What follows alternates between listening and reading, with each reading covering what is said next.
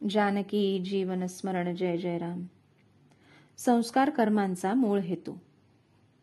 धार्मिक संस्कार फार चांगले असतात, कारण त्यांनी आपल्या मनाला वळण लागतं. प्रत्येक धर्मामध्ये संस्कार असतातच.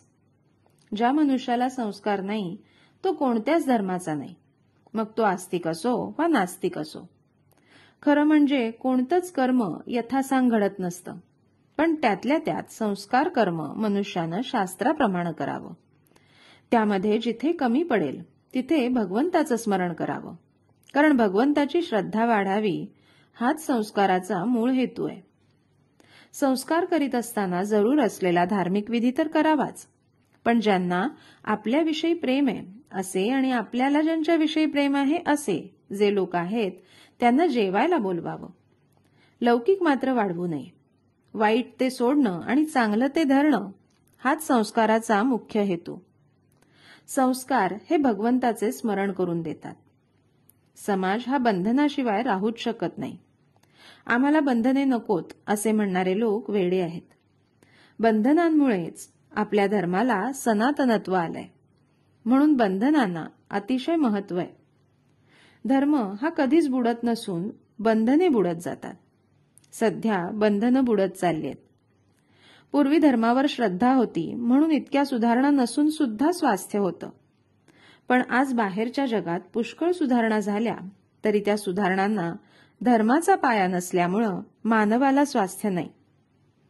अलीकडे काही लोक असं म्हणतात की समाज जसा बदलेल तसे नीतीचे नियम बदलायला पाहिजेत, पण अध्यात्मविद्या असं सांगते की नीतीचे नियम कायमच आहेत. ते न बदलता माणसानं स्वतःला बदललं पाहिजे. एखाद्या समाजाचा पाया बौद्धिक असू शकेल किंवा पैसा असू शकेल, पण ज्या समाजाचा पाया धर्म आहे त्या समाजालाच खरं समाधान लाभेल. धर्म म्हणजे एका अर्थाने व्यवस्थितपणाच होय. धर्म वस्तुजाताला संस्काराच्या रूपाने नीट धरून ठेवतो. व्यवहारामध्ये ज्याचा उपयोग करता येतो तोच खरा वेदांत होय, आणि जो परमार्थाला उपयोगी पडतो तोच खरा आणि योग्य व्यवहार होय. भगवंत आम्हाला हवाय असं म्हटलं तरी जग आमच्या आड येतं असं आम्हाला वाटतं. जग आडवं काय येतं तर जगाशी आमचं स्वार्थाचे संबंध आहेत म्हणून. जगाशी वागताना आम्हाला निस्वार्थीपणाने व्यवहार करण्याची सवय नसल्यानं जगाचा मोह आम्हाला सुटत नाही. हे सर्व नाहीसं होण्यासाठी आम्ही निस्वार्थी बनणं खरोखर आवश्यक आहे.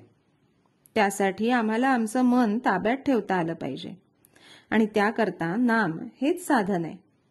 जन्माला येऊन काही करणं असेल तर भगवंताला न विसरता कर्म करावी म्हणजे झालं. तात्पर्य, नामात जो प्रपंच करील त्याचाच प्रपंच पूर्णत्वाला जातो. जानकी जीवन स्मरण जय जय राम.